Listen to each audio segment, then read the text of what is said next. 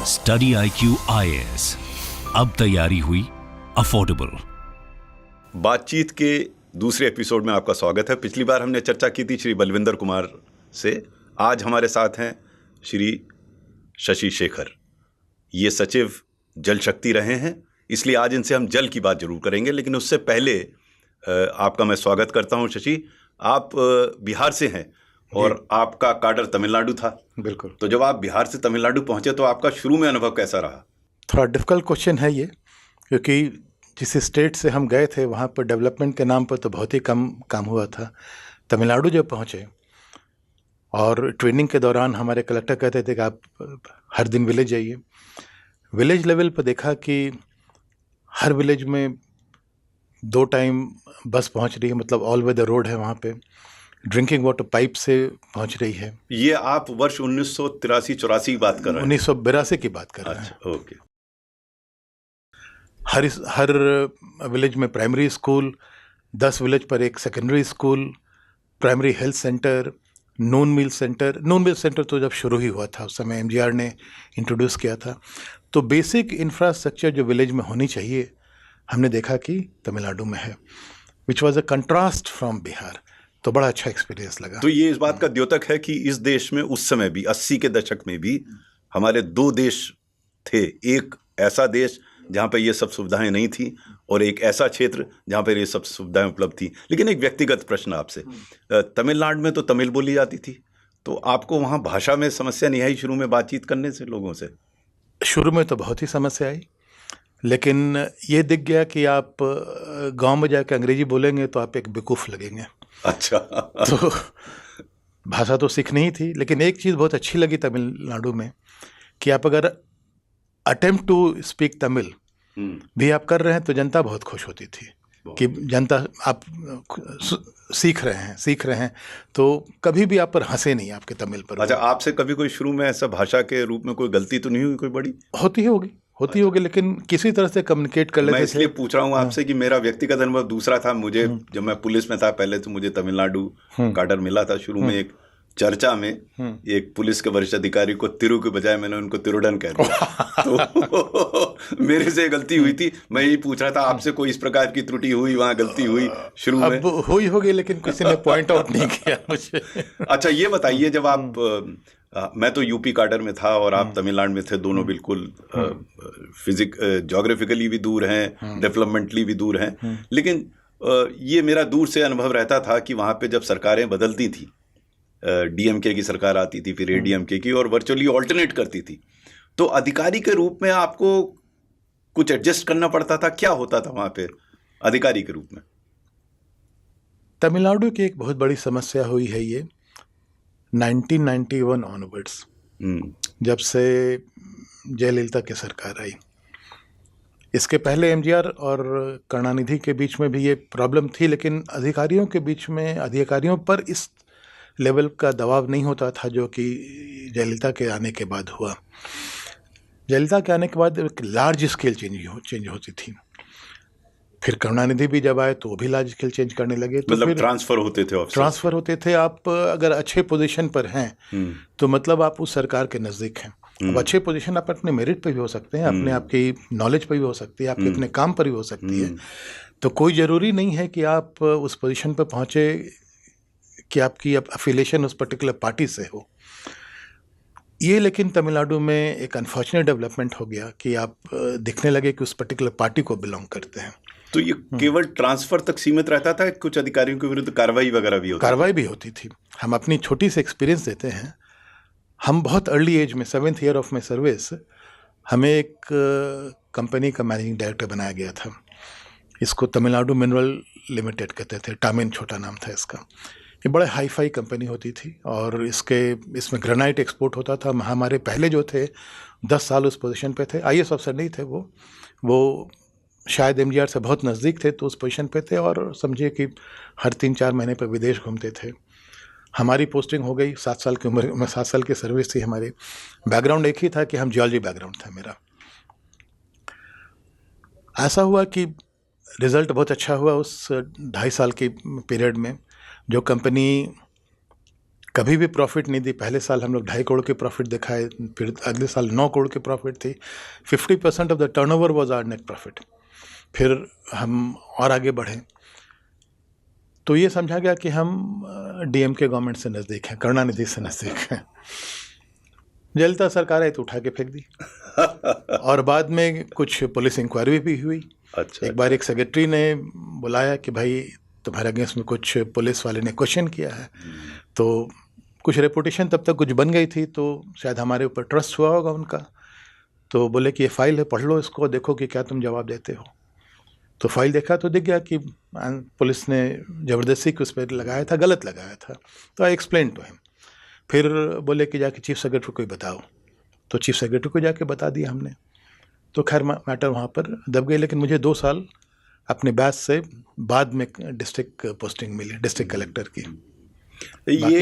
ये बीमारी मैं समझता हूँ खाली तमिलनाडु की नहीं थी। ये बीमारी जब मैं उत्तर प्रदेश में था तो वहाँ भी हमने देखा कि उस समय जब मायावती की सरकार और मुलायम सिंह की सरकार जब चेंज होती थी तो अधिकारियों को ट्रांसफ़र भी होता था और कुछ अधिकारियों के विरुद्ध कार्रवाई भी होती थी। ये मेरा ख्याल एक पॉलिटिकल अकरेंस ऐसी है जिससे ब्यूरोक्रेसी को समझना चाहिए। आपके विचार से एक सिविल सर्वेंट को कैसा कंडक्ट रहना चाहिए इस प्रकार के क्षेत्र में? मैंने जैसे यूपी में भी देखा, आप तमिलनाडु का भी बता रहे हैं, जब ऐसे सरकारें बदलती हैं और कभी कभी सरकारें विंडिक्टिव भी हो जाती हैं, तो आपके विचार से अधिकारी की कैसी भूमिका रहनी चाहिए उस समय? हमारे सर्विस में एक बड़ा गोल्डन वर्ड होता है न्यूट्रलिटी। न्यूट्रल जो आदमी रहा, जो अफसर रहा, और कोई डेलिब्रेट गलती नहीं किया। गलती तो होती है, आप किसी भी काम को आप एग्जैक्टली अपोजिट एंगल से भी देख सकते हो, लेकिन अगर आप कहीं से आपकी उसमें इंटेंशन गलत ना हो तो जनरली आपको कोई गलत नहीं समझता है। आपकी रेपुटेशन ग्रेजुअली डेवलप हो ही जाती है 10 सालों तक। तो न्यूट्रल रहना सबसे इम्पोर्टेंट हम समझें। न्यूट्रल के साथ साथ प्रोफेशनल, मतलब न्यूट्रल के साथ आप काम करते रहो, अपना काम में तो आप प्रोफेशनल रहो ही।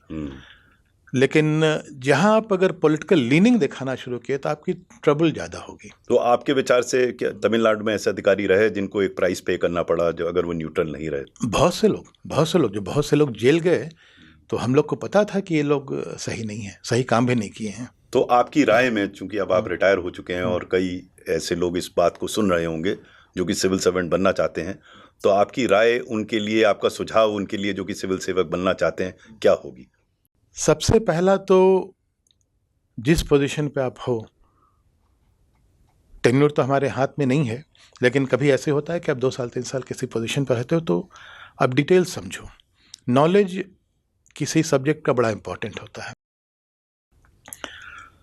सेकंड, चूँकि हम सर्विस चेंज करते रहते हैं, पोजीशन चेंज करते रहते हैं, डिफरेंट डिपार्टमेंट में जाते हैं, तो पहले डिपार्टमेंट का दूसरे डिपार्टमेंट से क्या लिंक है, सारी चीज़ें लिंक्ड होते हैं। तभी जाके आप फाइनल जब आप डिसीजन मेकिंग पोजीशन में पहुंचते हैं तो आप कन्वर्ज करते हैं अपने नॉलेज को। तो नॉलेज का एक्विजिशन बहुत इंपॉर्टेंट है। नॉलेज के साथ साथ बेसिक फंडामेंटल नॉलेज, जिसको आप लिंक कर सकते हो, जो कहते हैं, जो स्टीव जॉब ने कहा था कि अपने डॉट्स को कनेक्ट करते रहो, तो डॉट्स कनेक्ट करना चाहिए। डॉट कनेक्ट करने से ये इंपॉर्टेंट होती है कि आपको कोई टेक्निकल आदमी अपने तरीके से बात नहीं कर पाएगा। कोई इंजीनियर चाहेंगे कि आप डैम बना दो, सोल्यूशन कुछ और भी हो सकता है, उसका लो कॉस्ट सोल्यूशन होता है, तो आपको लो कॉस्ट सोल्यूशन आपको तभी मिलेगा जब आप सस्टेनेबिलिटी की तरफ समझेंगे। थर्ड, कि आप अगर इकोसिस्टम थोड़ा समझें किसी चीज़ की, तो knowledge with and willingness to learn knowledge and then apply the knowledge for a decision, ये हमारी सर्विस में बहुत ज़रूरी है। साइलोज में नहीं काम करना चाहिए, हम बहुत साइलोज में। बिल्कुल सही कहा आपने। तो तमिलनाडु में कार्य करने के बाद आप भारत सरकार में आए। भारत सरकार में आके आपको कुछ परिवर्तन लगा वहाँ की कार्यप्रणाली, तमिलनाडु की और भारत सरकार की कार्यप्रणाली में? अंतर तो बहुत लगा। पहला ये अंतर था कि ये कभी नहीं फीलिंग हुई कि हम जिस जगह पर आए हैं, जिस पोजीशन पर आए हैं, जिस मिनिस्ट्री पर आए हैं, आपको हाथ से हटा देंगे। तो 5 साल आपको सिक्योर हो गया, सिक्योर टेन्योर हो गया। तो टेन्योर सिक्योर होने से बहुत बड़ा फायदा हुआ कि आप उस सब्जेक्ट में आपकी नॉलेज बढ़ जाती है। नहीं, आप बिल्कुल सही कह रहे हैं। मेरा व्यक्तिगत अनुभव ये रहा, जब मैं यूपी में था तो वहाँ पे एक इंडस्ट्री काम करती थी, उसका नाम था ट्रांसफर इंडस्ट्री। खूब ट्रांसफर होते थे अधिकारियों के, और जब दिल्ली में आया तो यहाँ पे बिल्कुल स्टेबल टेन्योर मिल रहा है, और बहुत फर्क पड़ता है स्टेबल टेन्योर से। और आपने क्या परिवर्तन देखा यहाँ पे? तो पहला आपकी टेन्योर स्टेबल हो गई, फिर आप टेन्योर लंबी मिलती है तो आप नॉलेज एक्वायर करते हो, फिर अपनी जो ग्रास रूट नॉलेज आपने सीखा फील्ड में उस पर अप्लाई करते हो, तो आप एक प्योर टेक्निकल आदमी की तरह ना सोच के आप एक होलिस्टिक अप्रोच लेके चले। हम लोग तो बहुत सी चीज़ें होलिस्टिक अप्रोच लेके चले। जैसे फॉर एग्जांपल जिस समय हम आए तो उस समय क्लाइमेट चेंज पर थोड़ी चर्चा होने लगी थी, पावर मिनिस्ट्री हम आए थे, सारे मोस्ट ऑफ द प्रोजेक्ट्स पे coal based industries, coal based power plant, तो कोल बेस से हम बाहर कैसे आएँ या कोल बेस को हम कम कैसे करें। तो उस समय चूँकि टेन्योर मिली तो नॉलेज बढ़ा, तो एनर्जी इफिशिएंसी पर हम लोग ने काम किया, एंड 1998 में हमने ज्वाइन किया था। 2002 में पहली एनर्जी कंजर्वेशन बिल पर काफ़ी काम हुआ। I don't take the credit, लेकिन उसके बिल में काफ़ी कंट्रीब्यूशन हुआ हमारा उसमें, जो बाद में एक्ट बन गया 2002 में, ब्यूरो ऑफ एनर्जी एफिशिएंसी बनी, हमें पहला डीजी बनाया गया। तो एक ये मेन स्ट्रीम आया, तो डिमांड साइड सप्लाई साइड के साथ डिमांड साइड भी मेन स्ट्रीम में आना शुरू हुआ। तो आप पॉलिसी में कंट्रीब्यूट शुरू करिए। स्टेट में पॉलिसी में कंट्रीब्यूट कम होता है, आपकी टेन्योर थोड़ी कम हो जाती है, तो आप ज़्यादा इम्प्लीमेंटेशन पर रह जाते हो। और हमारे सर्विस में चूँकि आप एक लीडरशिप पोजीशन पे पहुंचते हो, तो लीडरशिप की बहुत इंपॉर्टेंट रोल होती है कि आप पॉलिसी डायरेक्शन कैसे देते हो, क्या पॉलिसी चेंज। कोई पॉलिसी आई 10 साल पहले, 10 साल में कंट्री चेंज इतनी तेज़ी से चेंज हो रही है कि अब वो पॉलिसी अब रिडेंडेंट हो गई, तो नए क्या डायरेक्शन होगा। आप उसी पर चलेंगे तो आपकी रिजल्ट 1% 2% आपकी अपनी मेहनत से होगी, आपकी अपनी डायनामिज्म से होगी, लेकिन जो क्वांटम चेंज होना होगा जो कि दिस कंट्री नीड्स, वो तभी आएगा जब आप पॉलिसी में आप बिल्कुल सही कह रहे हैं आप केंद्र सरकार में बड़े महत्वपूर्ण विभागों में रहे। आपने मिनिस्ट्री एनवायरनमेंट एंड फॉरेस्ट में काम किया, आपने MNREGA में काम किया, नॉन रिन्यूएबल्स एनर्जी जहाँ पे होता है। तो आपका इसमें सबसे ज़्यादा संतोषजनक, आपको संतुष्टि सबसे ज़्यादा कौन से विभाग में हुई? वैसे तो हर डिपार्टमेंट में एंजॉय किया हमने, और हर की नॉलेज दूसरे में लिंक होते गई। 2 पोजीशन को हमने बहुत एंजॉय किया और आज भी एंजॉय कर रहे हैं, एक वाटर एंड दूसरा ministry of renewable energy, new and renewable energy. And आज जो देश के सामने या दुनिया के सामने जो समस्या सामने दिखती है क्लाइमेट चेंज की, वाटर क्राइसिस की, ये बहुत हद तक इस एस्पेक्ट को इस मिनिस्ट्री में, दोनों मिनिस्ट्री में काम करने का जो अनुभव हुआ, जो नॉलेज गेन हुआ, तो उसको इवन पोस्ट रिटायरमेंट आज हम पॉलिसी एडवोकेसी कर पाते हैं। तो ये जो आपने एक बहुत महत्वपूर्ण मुद्दा उठाया और मैं भी आपसे इस पे चर्चा करना चाहता था, ये जो वाटर क्राइसिस आज दिल्ली में देखिए कितनी बड़ी वाटर क्राइसिस है, और ये खाली दिल्ली में तो क्योंकि हम सब जानते हैं ये वाटर क्राइसिस विश्वव्यापी है, देशव्यापी है। तो आपके विचार से इसके प्रमुख कारण क्या हैं वाटर क्राइसिस के आज की तारीख में, और उसके बाद ये जानना चाहेंगे कि इस क्राइसिस पे लॉन्ग टर्म इसका सोल्यूशन क्या है? क्राइसिस को अगर गिनाने लगे तो बहुत लंबी लिस्ट हो सकती है, लेकिन 2-3 बातें इसमें बहुत इम्पॉर्टेंट है। पहला इम्पॉर्टेंट है कि हमने वाटर की जितनी भी नेचुरल इंफ्रास्ट्रक्चर जो नेचर ने बनाई, हमने सिस्टमेटिकली डिस्ट्रॉय किया। थोड़ी इंजीनियरिंग सोल्यूशन पर हम चले गए, अंग्रेजों से यही सीखा, आज वो समझ गए कि वो गलत सोल्यूशन था, हम उसको कंटिन्यू कर रहे हैं। एक नेक्सस सा डेवलप हो चुका है कॉन्ट्रैक्टर, ब्यूरोक्रेसी एंड पॉलिटिशियन के बीच में। इससे हमको बाहर आना होगा, हमको नेचुरल इंफ्रास्ट्रक्चर कहने मतलब ये है कि उन्होंने जो कंस्ट्रक्शन किए हैं वो जो नेचुरल टेरेन्स थी उनको हमने डिस्ट्रॉय किया, जो वाटर फ्लो था, हाँ, जो ड्रेनेज था उसको डिस्ट्रॉय किया। उससे ये हमें समझना होगा कि जो पहाड़ों पर पानी पड़ता है तो थ्रू द फॉरेस्ट उसके रूट जोन में जाती है, रूट जोन के थ्रू वो अंदर जाती है, वो सारे नदियाँ को रिवाइव रखती है during the non monsoon season, और ग्राउंड वाटर को रिचार्ज करती है। एज वी गो डाउन, फिर नीचे में फ्लड प्लेन, वेटलैंड्स, क्रीक्स, सबकी रोल होती है, मेंडरिंग सबकी रोल होती है water holding capacity of the land में, वाटर होल्ड करता है वो, जो कि नॉन मानसून सीजन में ये पानी हमको काम में आता है। तो पहला है कि वो हमको उसको रिस्टोर करना चाहिए, जितना रिस्टोर हम कर सकें। अमेरिका ने बहुत अच्छा किया, न्यूयॉर्क में, पर्टिकुलरली न्यूयॉर्क में, न्यूयॉर्कियंस दे पे to the upstream community to maintain the forest, उसको पे करते हैं। हम उत्तराखंड हिमाचल को क्यों नहीं पे कर सकते हैं? यूपी बिहार वाले क्यों नहीं पे कर सकते हैं? दिल्ली वाले क्यों नहीं पे कर सकते हैं? तो डिस्ट्रॉय नहीं करेंगे, पहला। दूसरा कि आज एग्रीकल्चर में टोटल जो फ्रेश वाटर अवेलेबिलिटी है उसकी 85 to 90% एग्रीकल्चर में कंज्यूम होती है। तो जब तक हम वहाँ पर चेंज नहीं लाएंगे फ्रेश वाटर अवेलेबिलिटी घटती जाएगी। आज fresh water availability per capita जो है वो 1700 के नीचे आ गया।